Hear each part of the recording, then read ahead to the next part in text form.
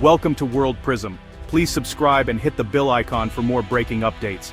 For the Philippines, a modern railway network is more than just a means of transportation. It's a vital artery that could bind the archipelago together, bridging islands, communities and opportunities. Railways have the power to transform lives, making distant provinces feel closer and fueling economic growth by connecting people to jobs, goods to markets, and ideas to the rest of the world. In a country where geography often divides, steel and steam could have been the great unifier. The previous administration, under President Duterte, turned to China with high hopes, seeking not just investment, but a partnership that would reshape the nation's future. Grand plans were drawn up, and the vision was clear. Railways that would reach neglected regions, spark new industries, and drive development where it was needed most. 3 flagship projects were announced with much fanfare: the Subic-Clark Railway, a southern Luzon line, and the ambitious Mindanao Railway. These were more than just infrastructure. They were meant to be symbols of a new era of Philippines-China cooperation, promising to usher in progress and prosperity for millions. But as time passed, the initial optimism began to fade. Negotiations dragged on for years, bogged down by complex terms, rising concerns over high interest rates and fears of unsustainable debt that could burden future generations. The promise of swift progress gave way to uncertainty and doubt. Eventually the project stalled. Despite signed agreements and public announcements, no ground was broken, and the grand vision remained just that, a vision, not a reality. Construction sites stood empty, and the machinery gathered dust. Meanwhile, everyday Filipinos continued to endure endless traffic jams, overcrowded buses, and jeepneys, and sky-high shipping costs that stifled businesses. For many, the dream of a modern railway system remained painfully out of reach, a daily reminder of what could have been. The failure to launch these transformative railways exposed the risks of relying too heavily on a single foreign power's ambitions. It raised tough questions about sovereignty, self-reliance, and the true cost of development. In the end, the nation was left waiting for a train that never arrived, still hoping that one day, the promise of steel and steam will finally be fulfilled. President Marcos Jr.'s decision to cancel Chinese loan applications was shaped by growing fears of debt-trap diplomacy. The administration faced mounting pressure from both lawmakers and the public, who questioned whether accepting these loans would truly benefit the country in the long run. Memories of other nations struggling under the weight of unsustainable debt to China loomed large, fueling anxiety about the Philippines' own future. Filipino leaders worried that failing to repay could give China leverage over strategic assets. Ports, railways, and other vital infrastructure could potentially fall under foreign control, threatening the nation's independence and ability to make sovereign decisions.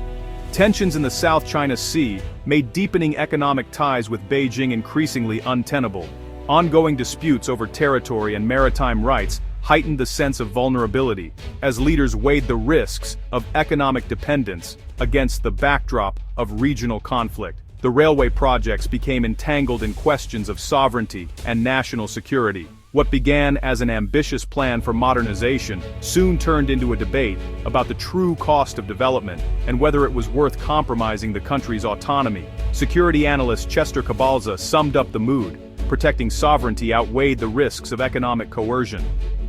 Public sentiment echoed this view, with many Filipinos rallying behind the idea that national dignity and self-determination must come first. The government concluded that the potential benefits didn't justify the strategic risks. Decision-makers recognized that while infrastructure was important, it could not come at the expense of the country's long-term interests and security. Canceling the deals was framed as an act of self-preservation and a break from the previous administration's approach. It marked a turning point, signaling a new era of caution and assertiveness in foreign policy. The Philippines signaled it would seek transparent, equitable partnerships aligned with its core principles. By looking to new partners, the government aimed to foster growth without compromising its values or sovereignty. Even if it meant delays, sovereignty would not be sacrificed for expediency. The message was clear: the nation's future would be built on its own terms, with careful consideration of both opportunity and risk.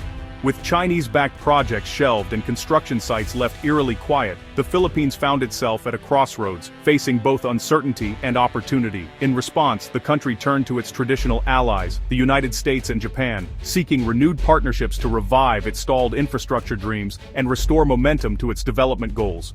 In June 2025, Washington and Tokyo jointly announced their support for a new, more ambitious railway initiative, signaling a fresh start and a commitment to long-term collaboration. This move not only reaffirmed the strength of old alliances, but also offered the Philippines a development path rooted in transparency, accountability, and shared democratic values. The partnership was designed as a strategic counterweight to China's growing influence, fitting seamlessly into the broader Indo-Pacific strategy that prioritizes open, rules-based cooperation and regional stability. Japan brought to the table decades of experience in building world-class railways, along with a reputation for meticulous quality and reliability that has set global standards. Meanwhile, the United States contributed significant financial resources and technical expertise, ensuring the project would be both innovative and sustainable. Unlike the opaque and often controversial deals of the past, this new alliance promised comprehensive technical assistance, rigorous feasibility studies, and a strong focus on building local capacity through training and knowledge transfer. The U.S. International Development Finance Corporation took a leading role, aiming to attract private investment and foster a climate of trust and transparency for future projects. With this new approach, the Philippines could look forward to a more sustainable, equitable, and future-proof foundation for its railway ambitions. One built on partnership, integrity, and shared progress.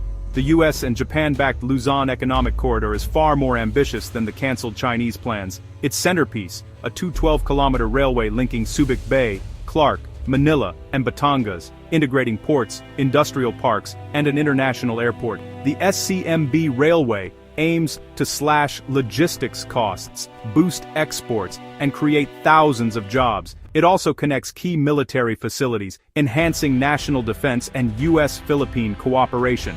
The dual-use design serves both economic and security interests, making it a strategic asset.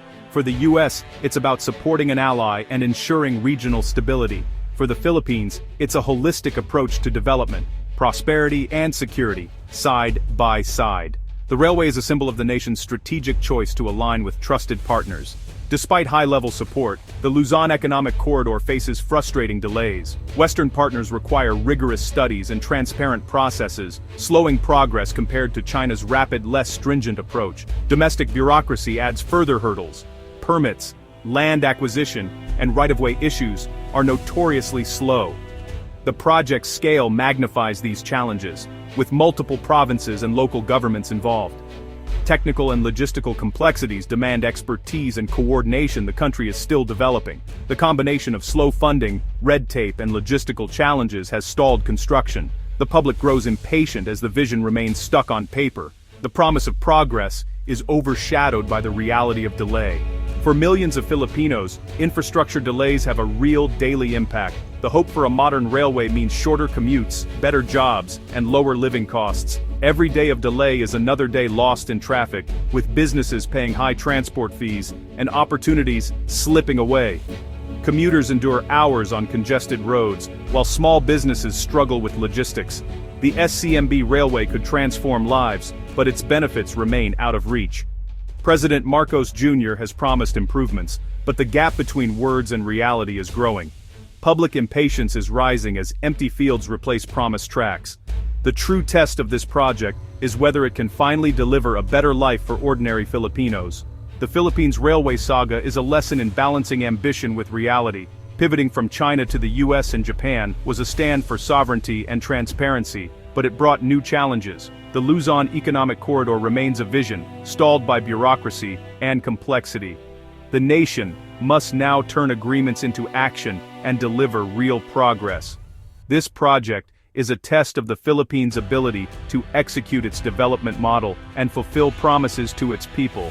Its success or failure will shape perceptions of the country's future. The journey is long and difficult, but the direction is set. For the sake of the economy, security, and its people, the Philippines must see this journey through.